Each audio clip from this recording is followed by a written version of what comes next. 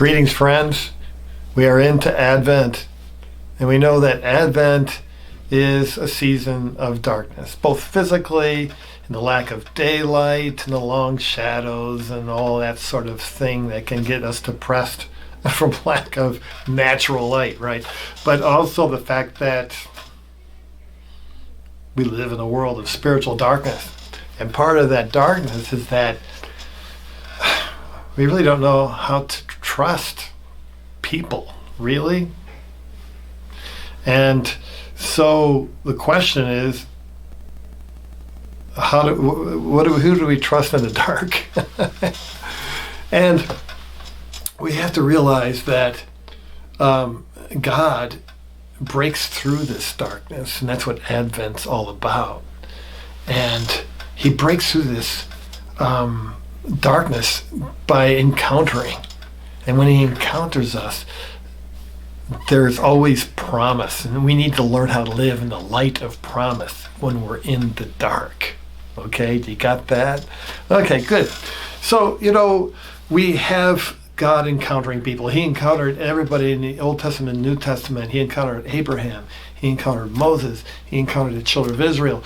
And he encountered David. And with whatever he encounters a promise. He encountered David, saying that his descendants would have someone on the throne forever if he and his descendants are faithful. Well, we all know that David's descendants, the kings of Israel, fell into evil. They weren't trustworthy. And so God brought judgment upon them. And in all the rubble of the fall of the city, the fall of kingship, in the judgment of God upon Israel, we see Jeremiah standing above it all, saying, God is still a God of promise. He will eventually, in this city, restore it far above and beyond than it ever was before. Okay, that's our Jeremiah reading. So the question for us is, okay, how should we live? Okay, and we come back to this whole problem of trust. Do we trust ourselves? Do we trust even the ones that are close to us, our loved ones?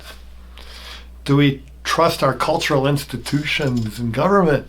So we start asking these questions and we say, who can I really trust, Well, we trust God. That's who we trust, God. Yes, we live by the light of his promises. Where do his promises come from?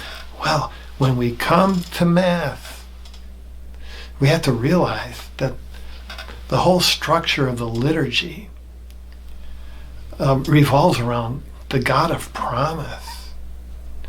These are general promises made to us in the Mass, but even when we are seeking God, we open ourselves for even personal promises given to us when we're in adoration, or personal promises even at Mass, because God is always trying to break into us with promise. And that's how we live. We live by the light of God's promises. So I encourage you to pay attention to the Mass. Pay attention to what's going on.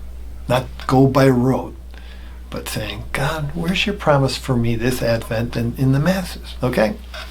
And one last stop in the Gospel, you see that we have Jesus' warning. Not to fall asleep, not to be sleepwalkers.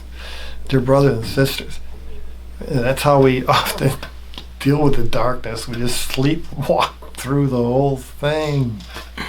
No. The part of sleepwalking is medicating ourselves in all sorts of different ways, just to deal with the pain, of brokenness, of loss of trust in people and ourselves and what have you. No. We cannot sleepwalk. We've got to be awake. And being awake is learning to live by the light of promise.